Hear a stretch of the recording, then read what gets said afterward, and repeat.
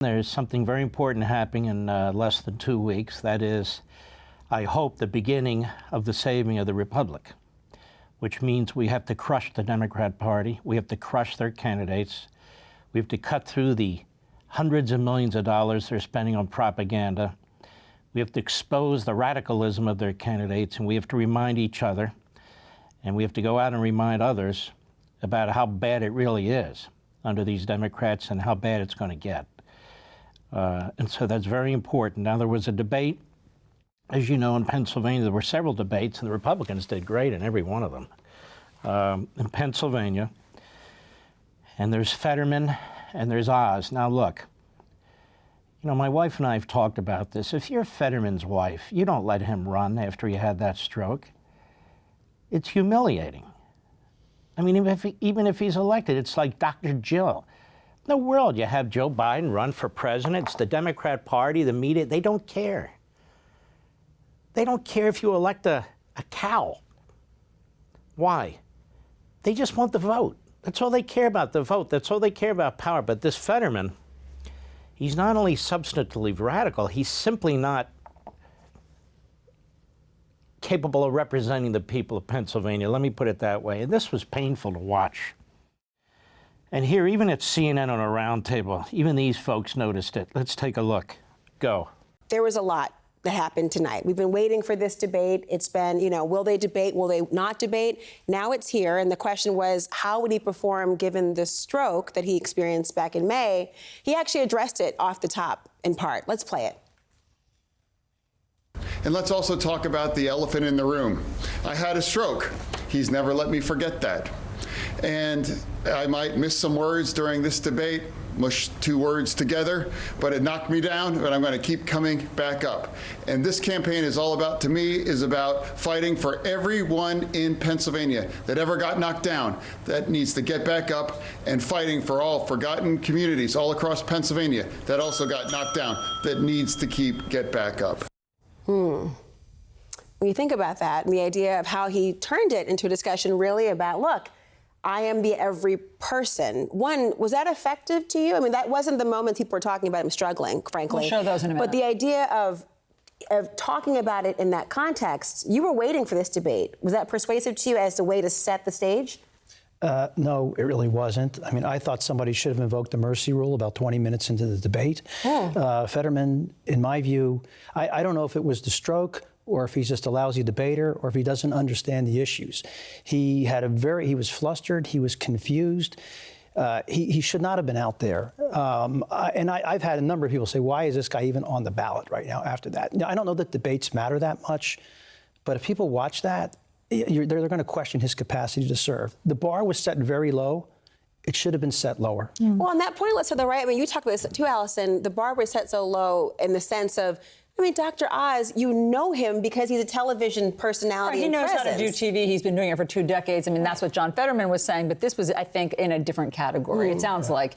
So let's listen to a moment where John Fetterman seemed to struggle. I'm also having to talk about something called the Oz rule, that if he's on TV, he's lying.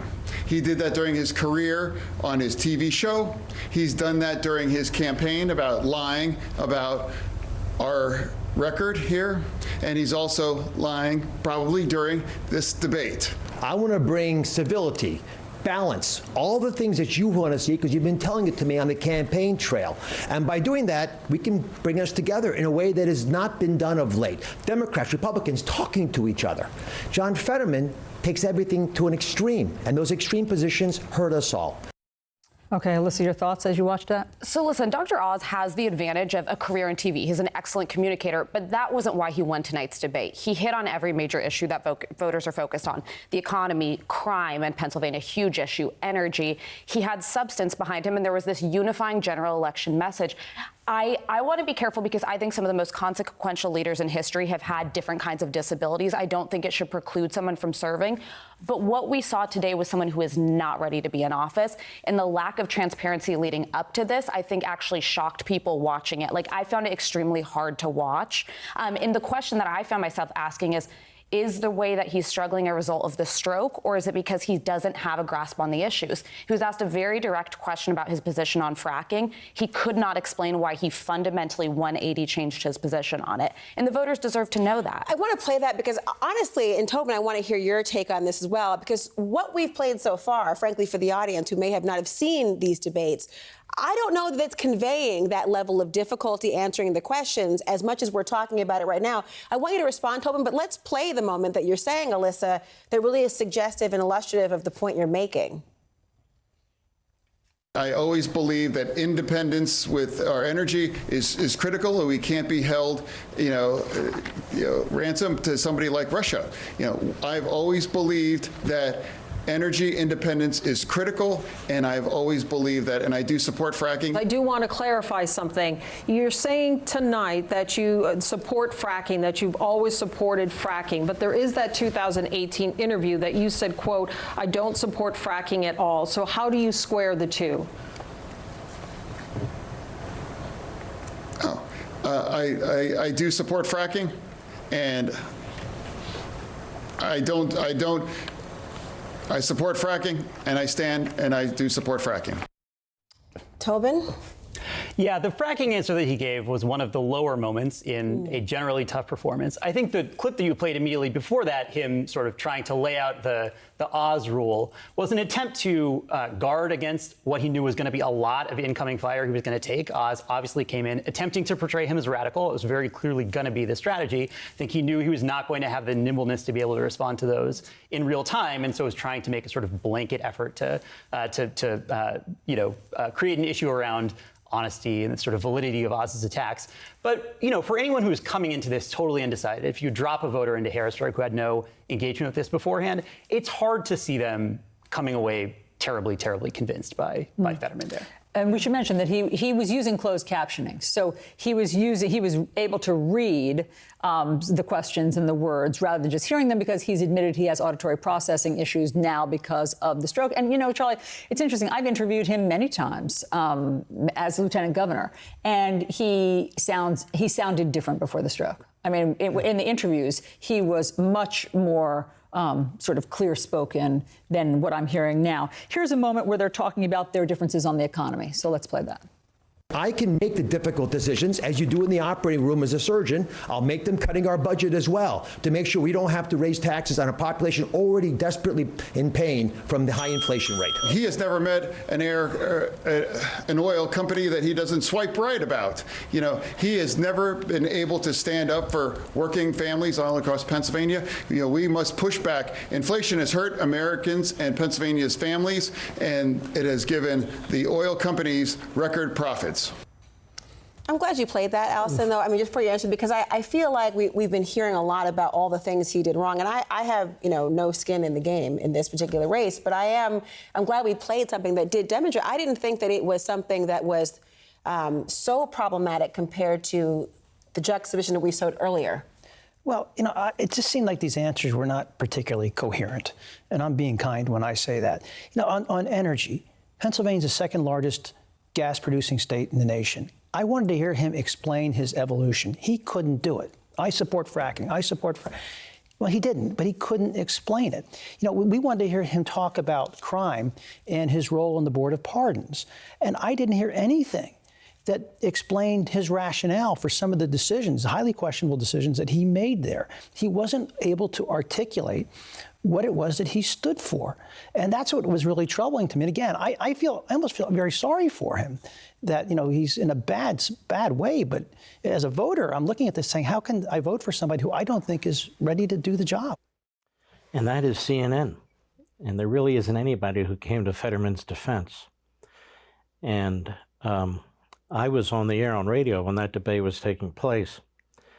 And my wife, Julie, called me during the break, and she said, "This is very painful." She said, "I'm actually starting to feel sorry for Fetterman, that his wife, that the party puts him out front like this."